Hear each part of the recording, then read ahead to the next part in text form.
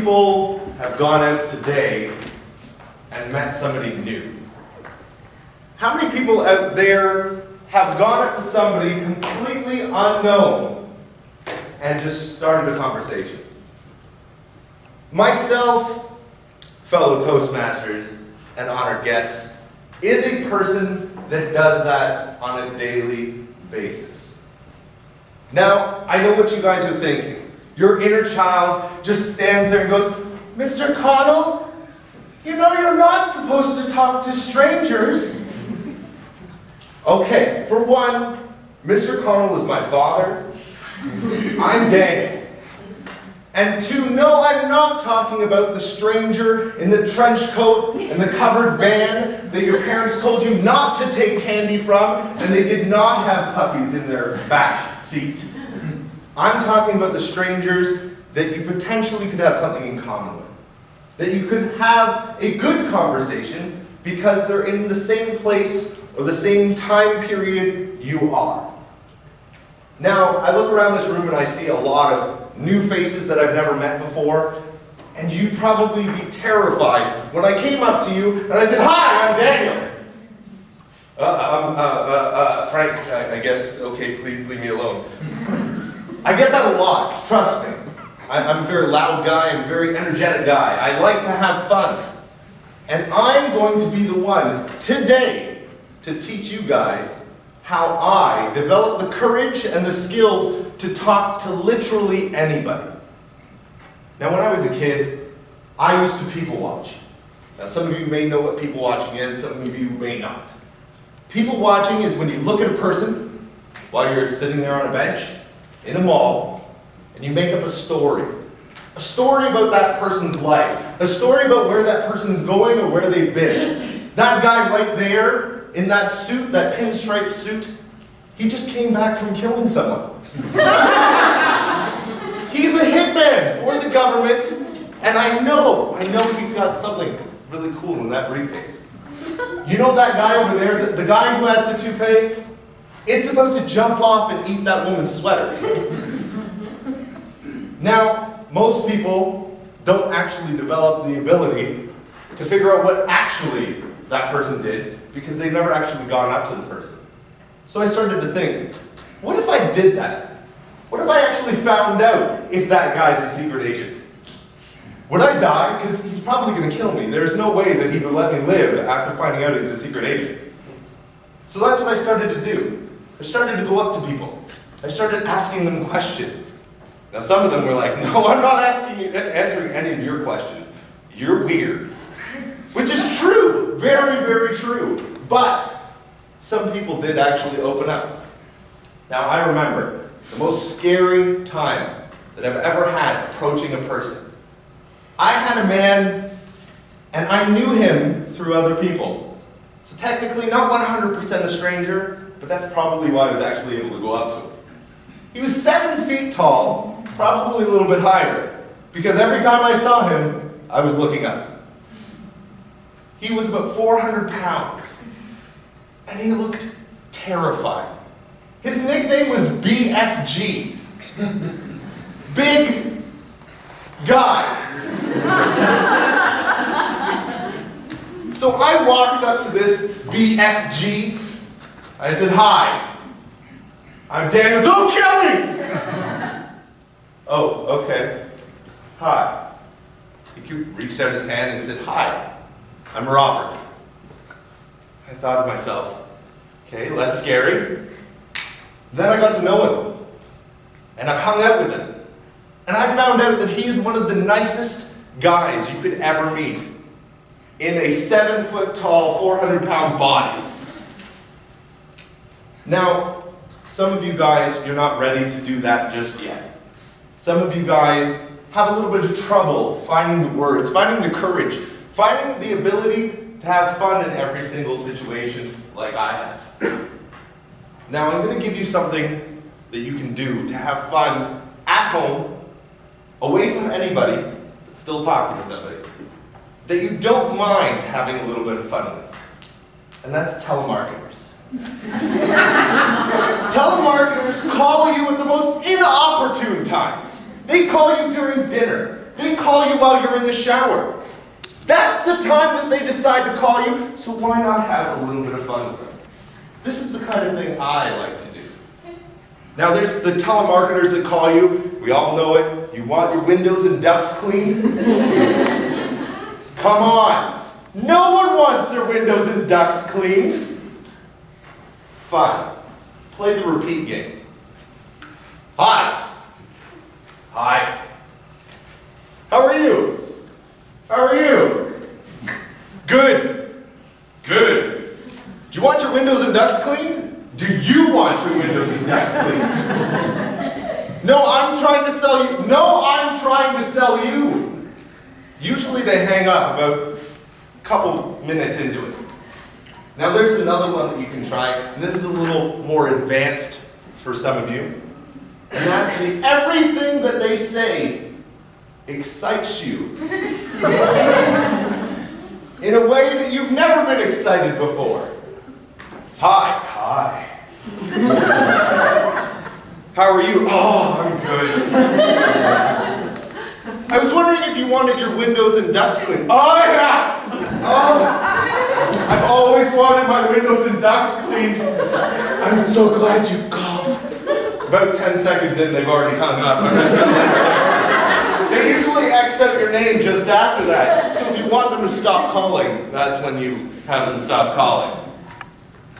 But how much of a feeling, how great of a feeling it is to actually go up to a stranger and start a conversation. You may meet your next best friend. You may meet your wife or your husband. You may meet that person that changes your life for the better. Thank you.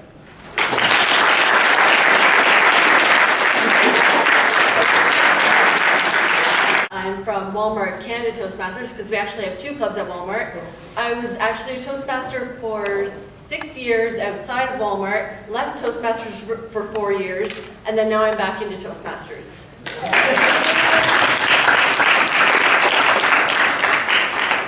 My name is Peter Durham. I just joined Toastmasters recently in August, and it's the club here at Lovelock's.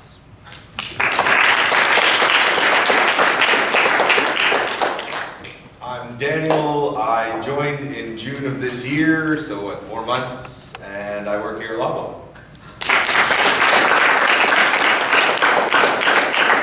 I'm Malika, and I have joined Toastmasters just 3 months back in Walmart Visionary.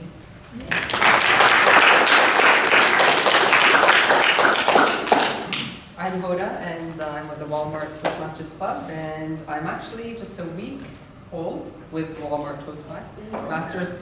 However, I am a reinstated Toastmaster. I was with Toastmasters, I would say, 8 years ago, and I was, when I worked with Craft, and I was, I think, with them for about at least 2 years, maybe, I can't remember.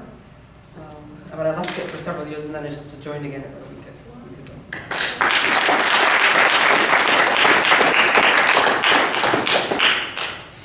My name is Michael, and since I introduced myself at the table topics, I'm still a member of Children's Toastmasters, and I'm still 3 months a member.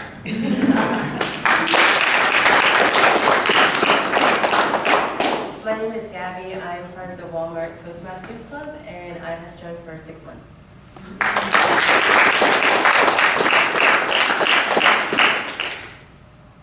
Hi, I'm Jigar. I'm from Shade and Bruins Toastmasters, and I have joined this club from its beginning, and it's almost a year now.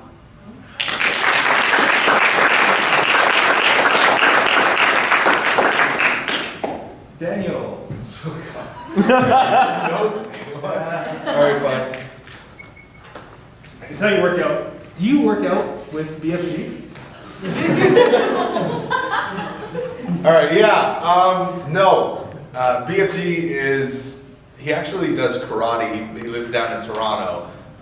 We do go out and go to movies and that kind of thing. He tends to protect me from all the bad people around there just because he's like 10 times bigger than I am. even though I'm already a big guy, but no, I do not work out with BFG.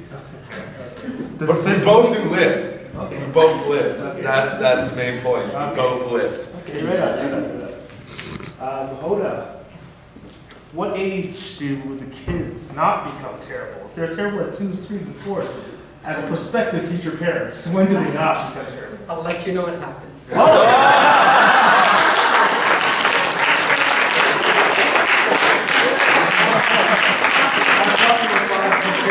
How old are your kids now? So the oldest one is just over 7.5, and the twins are 5.5.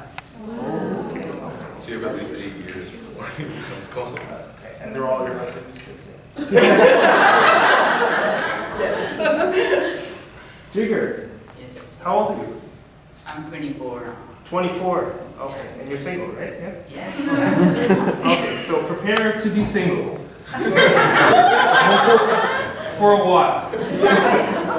But no, it was very funny speech. Oh, don't feel bad for him. You know, he can enjoy his 20s. And his speeches will change in his 30s. So, what do you like most about being a Toastmaster? My roles and responsibilities keep on changing. Like I have done sergeant at arms sometimes in middle of June to July, and then I do chair sometimes. Also, I'm always coordinating with others. So in the beginning, when we started the club, we, not only me, like students, other students like Amrit, Shrey, we all were the ones who take initiative to start the meeting at time, because we all are students, so it's hard for us to maintain that protocol. And Judy was the one who introduced us all to that Toastmasters protocol, that welcome to Toastmasters and guests. We all were like, hey, yo. You know? Yeah. Our icebreaker speeches were amazing. Some were very scared. And my part was overall everything. Thank you.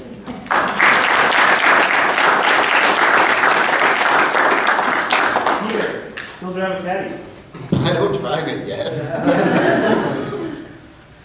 It stopped in my driveway. Okay, so what do you drive? I'm driving a Hyundai Sonata right now. Okay, that stays on and... Yeah, it stays on, shuts off when I want it to. What are the plans for the caddy then? Okay, so the Caddy's a 2009 with 14,000 kilometers. So we're gonna get rid of the Sonata and then we're gonna switch cars and hopefully keep the Caddy. Okay, right on. Gabrielle.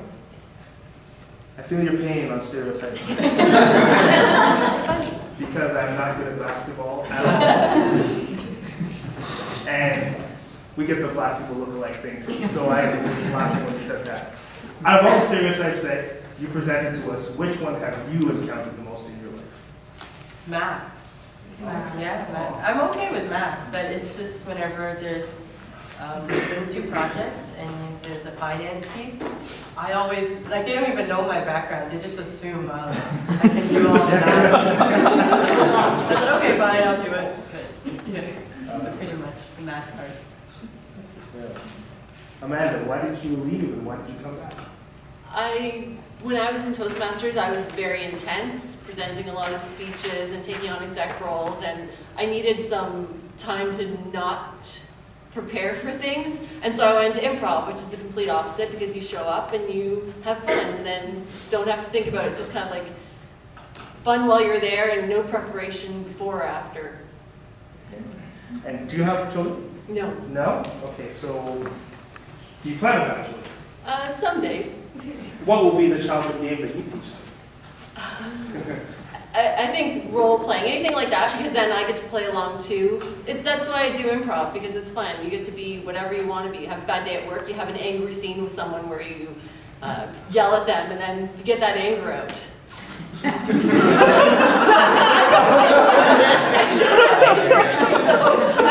can't make that impression, so. We have anger issues, so we'll... Malika, do you have to? Yes, he's here. Oh, name. Introduction, come on. Lorraine.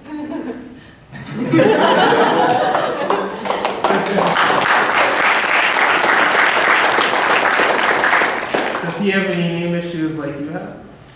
He has a long name, but he's stuck to Lorraine. He was very clear, Lorraine.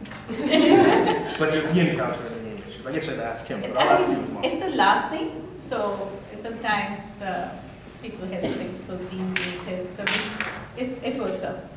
Yeah, but I think he's mostly known as Lorraine. Everybody knows him by the first name. Okay. Michael, do you have a home? Yeah. Were you involved in the construction of your home? I have to tell you that I have left construction. Oh, yes. Well, we know what inches are now. Okay. If someone was going to come to you and say, I want to possibly join Toastmasters, but I'm thinking, I'm on the fence, what would you tell them? Well, I think a lot of us can relate to the time when we're extremely nervous. We're still nervous, I think, but we're extremely nervous standing in front of a crowd. Like it would have been inconceivable for me before Toastmasters to stand in front of this many people and say anything at all. So being able to relate to that, right? That's sort of a universal fear that we have, and saying like you can overcome it. You follow the steps and you overcome it, and it works. Like, Thank you. Delivering steps. Let's give them all one more big.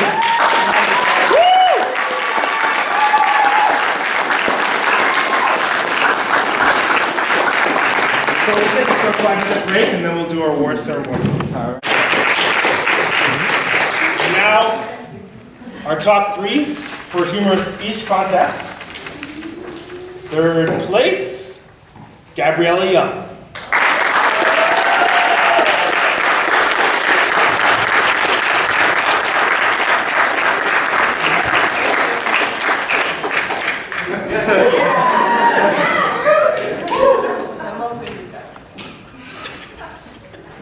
Second place, Michael Mays.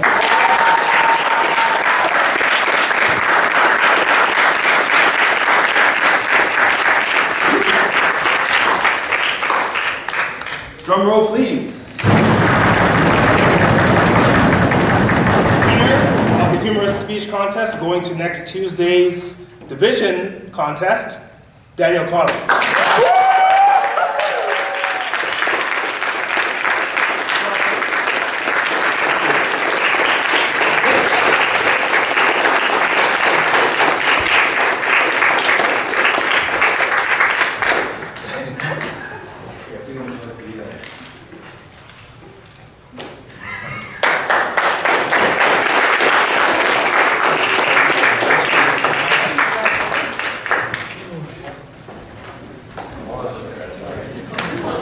So, a round of applause for everybody that competed today.